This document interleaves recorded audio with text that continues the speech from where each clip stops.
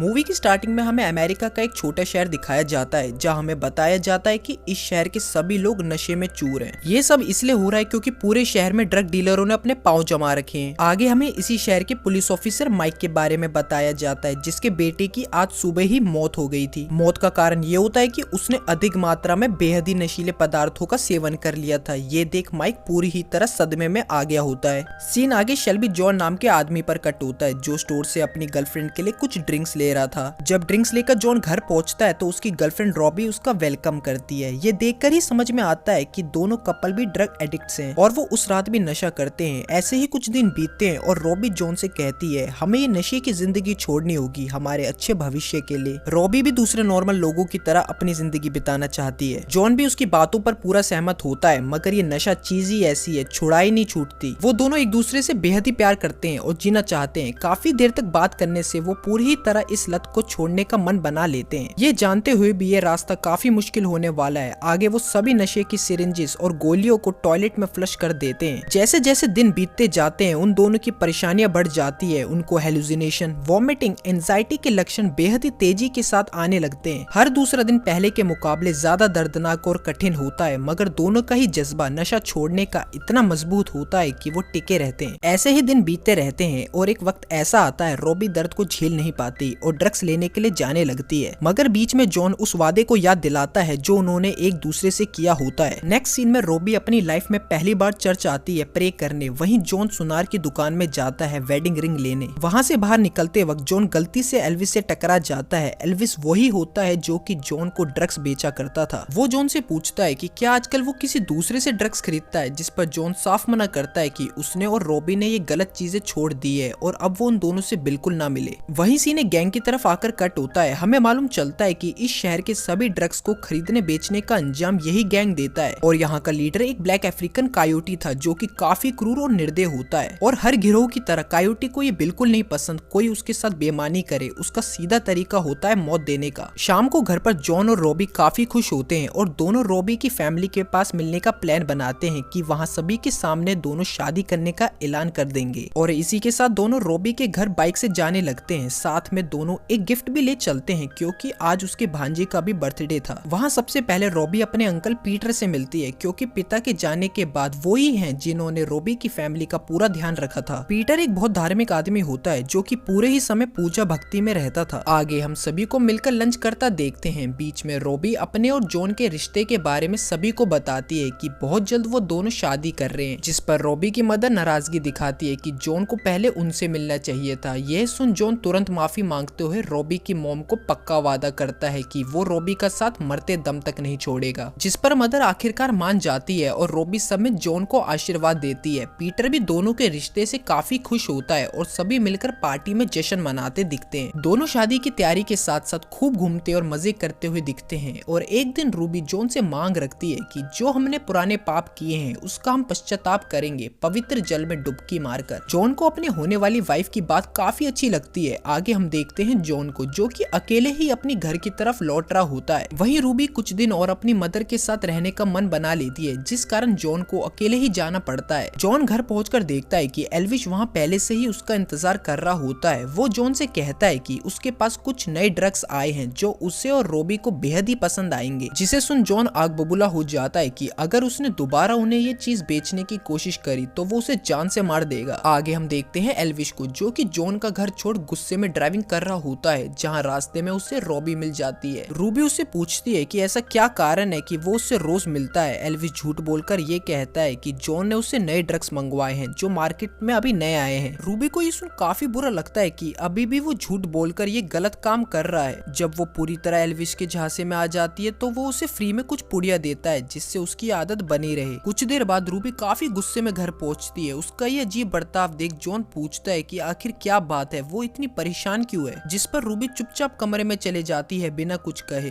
अगली सुबह जॉन दरवाजे को नॉक करता है मगर अंदर से कोई जवाब नहीं देता, जिस कारण हड़बड़ी में जॉन दरवाजा तोड़ अंदर घुसता है और पाता है रूबी की लाश को। मौत ड्रग के ओवरडोज से हुई होती है। ये देख जॉन खुद को संभाल नहीं पाता कि 2 दिन बाद ही दोनों की शादी तय थी, मगर वो रूबी को पवित्र करने के लिए पादरी के पास ले जाता है। यही थी रूबी की आखिरी इच्छा। पादरी जॉन को भी पवित्र डुबकी मारने की सलाह देता है, जिस पर जॉन साफ मना करते हुए कहता है कि उससे अभी कुछ पाप और करने हैं। फिर जॉन घर आकर गन्स ढूंढने लगता है कि वो उन सभी लोगों से बदला लेगा जिनका हाथ रूबी की मौत से जुड़ा है। क्योंकि उसे घर में कोई जानलेवा हथियार नहीं मिलता, वो वहीं पड़ी एक नेल गन उठा लेता है। बदले की आग उसमें इतनी थी कि वो किसी भी चीज से बस बदला चाहता था। यहाँ हमें मालूम पड़ता है कि पहले वो यूएस स्पेशल फोर्सेस का एक जवान था और वो घर तेजी के साथ छोड़ निकल जाता है। वहीं नेक्स्ट सीन में हमें ऑफिसर माइक को दिखाया जाता है जिन्हें मूवी में हमने पहले देखा था। उन्हें भी न्यूज मिलती है कि ड्रग ओवरडोज से एक और की जान चली गई। पूछताछ में मालूम पड़ता है कि ये लड़की जॉन की गर्लफ्रेंड थी। माइक को जॉन का पास्ट पता था कि वो कितना खतरनाक फौजी हुआ करता था और अब जॉन अपनी तरीके से खून की नदियां बहाएगा। माइक अपनी पूरी टीम के साथ जॉन के घर पहुंचता है मगर जॉन तो पहले ही निकल गया होता है। वहीं नेक्स्ट सीन में हमें शाम का वक्त दिखाया जाता है जहां जॉन एल्विस के घर के बाहर खड़ा होता है। वहीं एल्विस जब डोरबेल सुन दरवाजा खोलने लगता ही है मगर उससे पहले ही जॉन दरवाजा तोड़ अंदर आता है। वो एल्विस की वाइफ से कहता है कि तुम यहाँ से निकल जाओ। जॉन एल्विस से तेज आवाज में पूछता है कि उसने क्यों रूबी को ड्रग्स दिए। एल्विस डरते हुए बताता है कि उसके बॉस ने उसे टारगेट दिया था जहाँ उसे हर महीने 1 किलो कोकेन बेचना था और अगर वो ऐसा ना कर पाता तो उसकी जान को भी खतरा था। क्योंकि इस महीने ग्राहकों ने काफी कम मात्रा में ड्रग्स खरीदे थे इसलिए चाहकर उसने रूबी को ड्रग्स दिए ताकि वो एक बारी फिर से नशे की दुनिया में फंस जाए। जॉन उससे पूछता है कि उसका बॉस कौन है और वो कहाँ मिलेगा। शुरुआत में तो एल्विस बहाने लगाने लगता है मगर जॉन के काफी टॉर्चर करने से वो टूट जाता है और अपने डीलर का नाम बताता है डेरिस। वो उसे डेरिस का पता भी तोते की तरह उगल देता है। इतना सब होते ही बिना कोई हिचकिचाहट के जॉन नेल गन से एल्विस के सिर में कीले चला उसे मार डालता है। जाने से पहले जॉन एल्विस के घर में पड़ी कुछ गन्स भी उठा अपने संग ले चलता है। जॉन के जाते ही माइक एक बार फिर से वहाँ लेट पहुँचता है। माइक को फोन एल्विस की वाइफ ने किया था कि घर में कोई वायलेंटली घुस आया है। पूरे घर की तलाशी के दौरान उन्हें काफी मात्रा में नशीले पदार्थ भी मिलते हैं जो कि एल्विस ने बेचने के लिए रखे हुए थे। आगे हम देखते हैं जॉन को जो कि एल्विस के बताए पते से होटल में जाता है जहाँ उसका डीलर डेरियस ठहरा हुआ था। रूम में एंट्री करते ही जॉन डेरियस के राइट हैंड को मार देता है और हमें डेरियस काफी शांत बैठा दिखता है। वो जॉन से पूछता है कि आखिर उसे क्या चाहिए जिस पर जॉन गुस्से में बताता है कि वो इस शहर के सभी ड्रग डीलरों को मार डालेगा। यह सुन डेरियस बताता है कि उसे भी इस बिजनेस में कोई लगाव नहीं है, वो भी ये सब छोड़ना चाहता है मगर बदकिस्मती से वो नहीं छोड़ सकता। डेरियस बताता है इस धंधे में आते तो लोग अपनी मर्जी से हैं मगर निकल नहीं पाते, उसका बॉस उसे मार डालेगा। जॉन डेरियस से उसका बॉस का नाम पूछता है मगर पीछे से डेरियस का राइट हैंड नाम को ना बताने के लिए चीखता है। वहीं जॉन गुस्से में उसकी टांगों में गन फायर कर देता है। इतने में डेरियस बताता है कि उसके बॉस का नाम कायोटी है जो इस शहर के सबसे बड़े गैंगस्टर के साथ साथ सारे नशीले धंधे चलाता है। क्योंकि डेरियस भी इस धंधे से दूर होना चाहता था जॉन उसे नहीं मारता और जाते वक्त डेरियस जॉन को सलाह देता है कि उसे जल्द से जल्द कायोटी का गैंग खत्म करना होगा नहीं तो वो हम सभी को मार डालेगा और जॉन वहाँ से निकल जाता है। नेक्स्ट सीन में हम ऑफिसर माइक को होटल की तरफ आता देखते हैं। उन्हें न्यूज मिलती है कि जॉन ने कैसे होटल में तबाही मचाई। माइक सबसे पहले डेरियस के आदमी से पूछताछ करने लगता है। वो उससे पूछता है कि वो कौन था जिसने उसके पैरों में गोली मारी क्योंकि वो माइक को गुमराह करने लगता है। माइक उसके घाव को दबाकर उसे टॉर्चर करता है जिस पर दर्द के मारे वो तुरंत उगलता है। जॉन